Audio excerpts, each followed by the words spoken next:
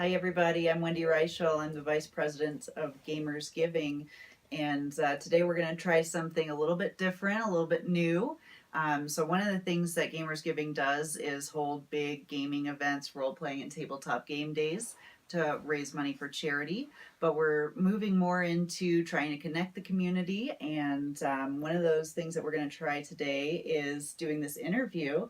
So I'd like to introduce Royal, and if you just tell us a little bit about yourself. Sure. So my name is Royal Connell, and I have been a gamer for quite a while. My parents introduced us to board games when I was young, and even though it was mostly your Hasbro's and Parker Brothers and stuff like that, that really kind of stuck with me and gave me. I was always the type of kid that was big into thinking and engaging my brain and figuring out how to do things. And board games kind of gave me that more than a lot of the other activities I could do. And I kind of fell away from that when I moved out of my parents' house and um, came back into it later with this kind of this new wave of board games that were cooler and bigger and pushing the envelope and getting away from that mass-produced that everybody could play mentality, and really engage more games that started just engaging your thought processes and making you think, and having to force you to do more than just roll a die and move along the blocks. And that's kind of just picked up more and more. And I moved here to Denver and met a lot of like-minded people when I moved here, and it just kind of exploded from that point on. And as you can see, I have a couple, and I play all the time. So. Fantastic. Sure. Well, let's kick it off by having you tell us a little bit about Envoy, because I think that's going to enter into the conversation. So it is. So Envoy is a company that basically works with small to medium-sized, mostly small to medium-sized game companies that can't or can't afford or don't want to put effort into having their own internal street team that goes around and shows games and demos games across the country. So Envoy has volunteers all the way across the country that demo games in their local game stores or their local conventions for these game companies. And that allows not only the game company to get the exposure across the country that they're looking for and get eyes on their games, but it also gives them some, people that have learned their games and know how to teach to show them everywhere. Awesome. And from a volunteer's perspective, like I am, it gets we get games for that.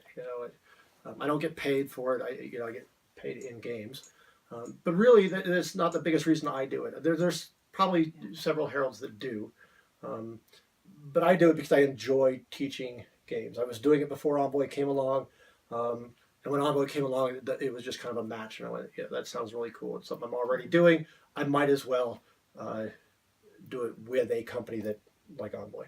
Fantastic. So.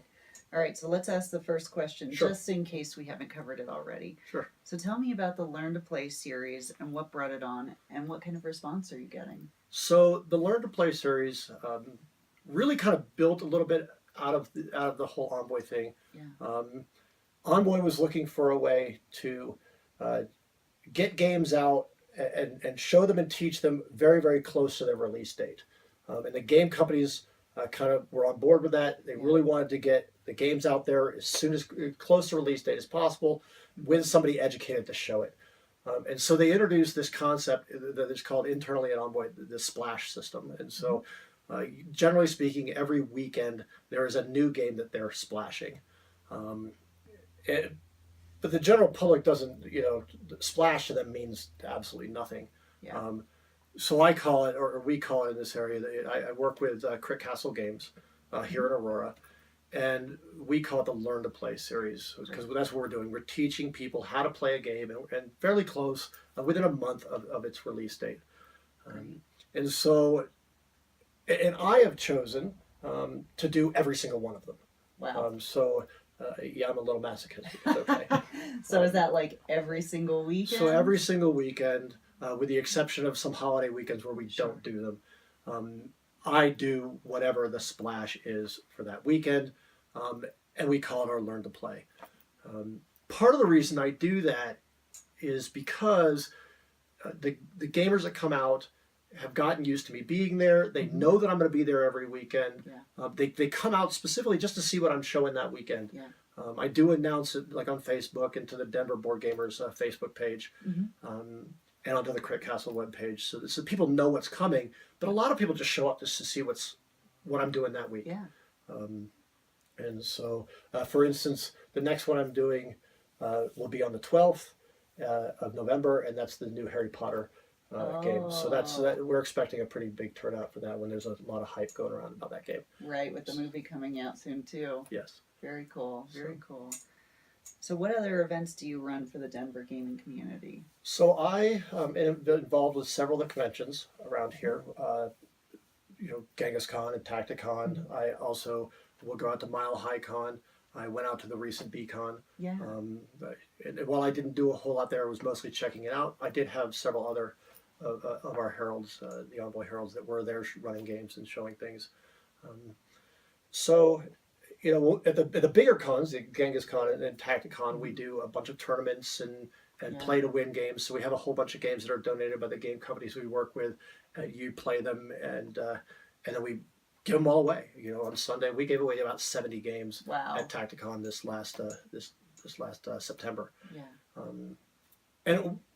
And the cons love us because we're a decent draw. People like coming in and seeing what we've got. We give away games, and that's always cool. And people are always like, free games, yay! And I like it because I get to introduce people to stuff that they may not have seen before, and that's the real reason I do the whole thing. Is I love watching people play something new, and that moment when it just clicks for them, like, holy crap, this is awesome. Yeah. I love that. I feed off of that. And to me, it doesn't matter that I'm not the one who made the game or whatever. I'm involved in somebody's aha moment, and to me, that's awesome. Very cool. So, and it sounds like you do this with some other people around town, then. I do. There's about 5 or 6 other heralds that are right here in the Denver area that do a lot of work with me, especially at these big cons. And we've got a few that are down in Colorado Springs and elsewhere around the Denver area. So, and that's growing all the time. We've had 2 or 3 that have joined us just within the last couple months. So, very cool. So, what do you commonly hear from gamers at your events, and what would they love to see more of in the gaming community? That's kind of a big question. It is. It's a big question. It is kind of a tough one to answer because everybody that games does it for a different reason, and they're looking for something different out of it. And I am very much the type of person who is into a broad spectrum of types of games. So it's a tough question for me to answer. Okay. Well, maybe we'll do that in our next interview then. Sure, that'll work. All right, so here's the softball. Okay, good. All right.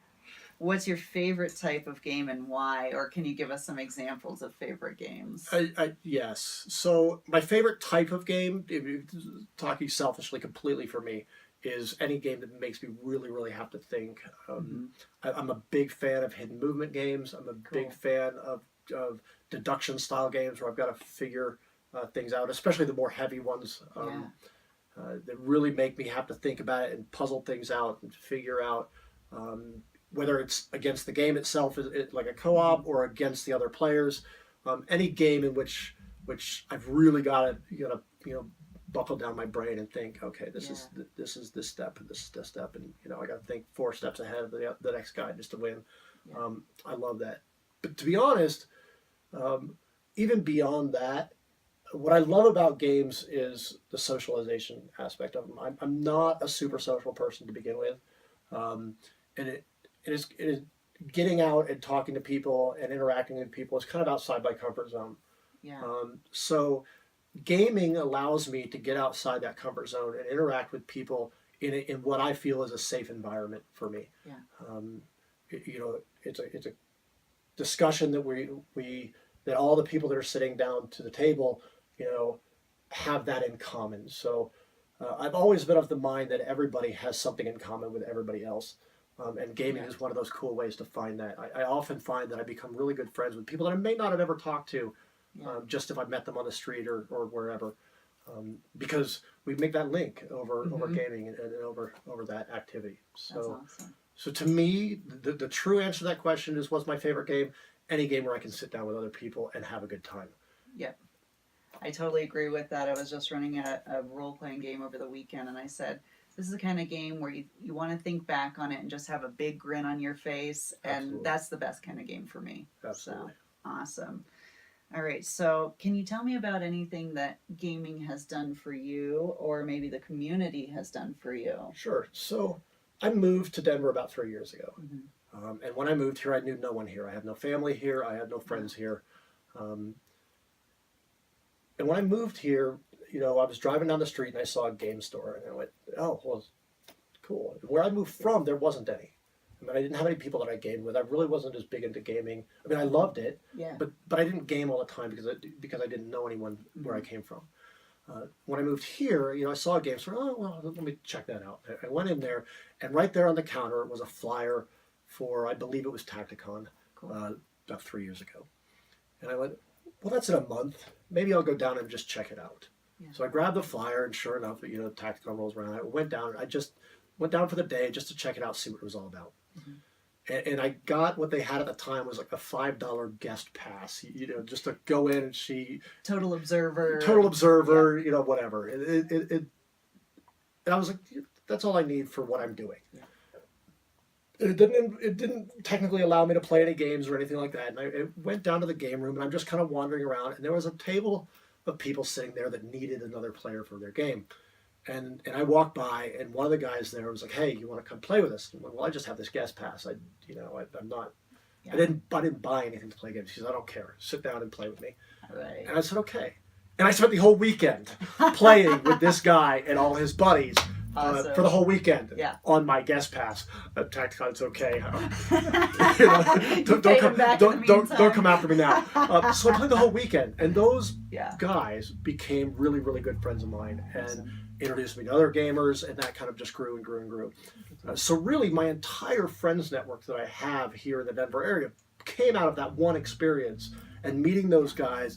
And I've met other gamers who have introduced me to other gamers who have introduced me to other gamers. That now, 3 years later, I go to a con and people know who I am, and they recognize me. They come to me, they talk to me, and I don't feel like I'm alone in this area anymore. Here I came to an area that I'd never been to. My work, moved me out here, and I knew no one. And now I know a lot of people, and I consider them my friends, and I never would have had that without gaming. That's really cool. So, and I think game days and conventions are some of the best opportunities to get out there and meet new friends, because I play different games with different people. And so if I just stuck with my one game group, you know what, I wouldn't deviate. It would be all heavy strategy. But luckily, I meet new people. I get to play the fun dice checker games and just a whole bunch of different things like that. So, all right. So one last question, or if you want to throw anything out there at the end, that would be great. Sure. So what's the one thing you think you could ask the community to do or change about itself, if you could have anything? I got an answer for that. Okay. So the one thing that I would change, I wouldn't change a whole lot. Yeah. I really do think this is a great community.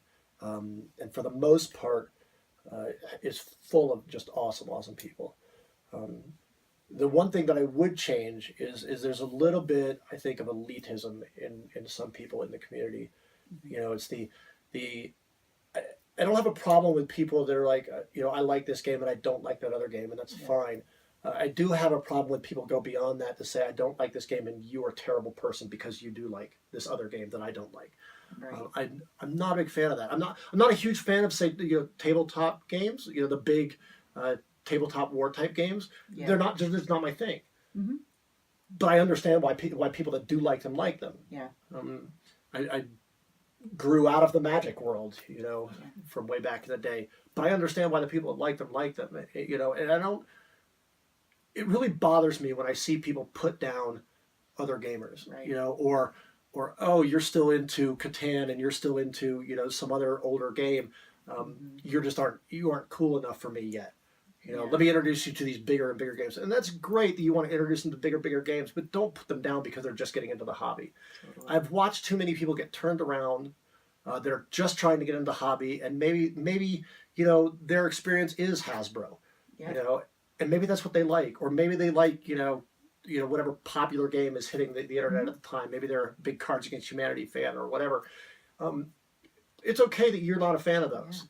It's not okay that you're putting somebody else down because they are a fan of those. Let them, introduce them to something else. Let them, let them learn. Let them learn what's out there.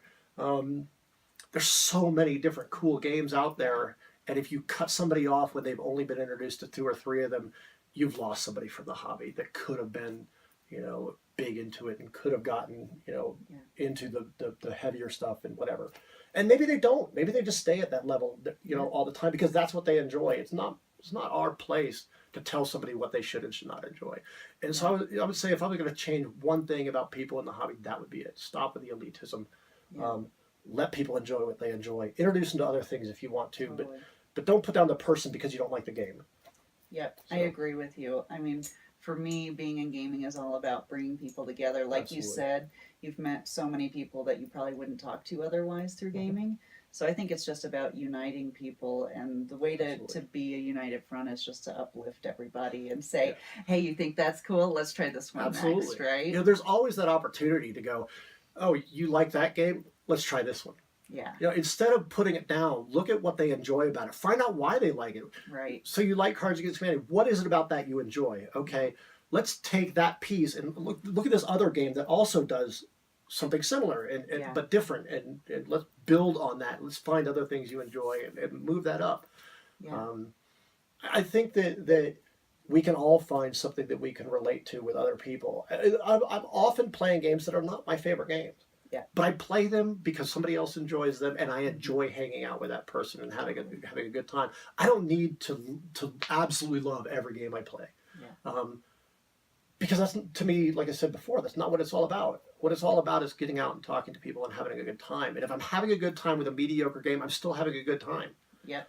Um, Exactly. When you find the ones with the tight rules that you Yeah. love, that's great too. But you know what? absolutely. Like you said, it's about socializing, getting out there, and having a good time. So, all right, Absolutely. Royal. Well, thanks so much for Thank you. meeting with us today and giving us Absolutely. this interview. Absolutely. So, have a great day. You too. Thanks. Bye, everybody. Bye.